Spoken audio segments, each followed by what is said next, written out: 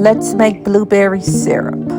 We need 1 cup of blueberries, 1 cup of sugar, 1 cup of water.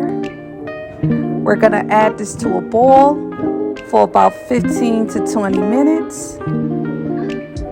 Okay, then we're going to smash, add a strainer, pour your syrup into a container. I poured mine in my mason jar.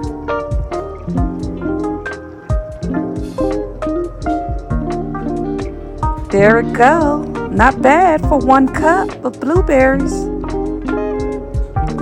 And now those are my smashed blueberries. Thank you.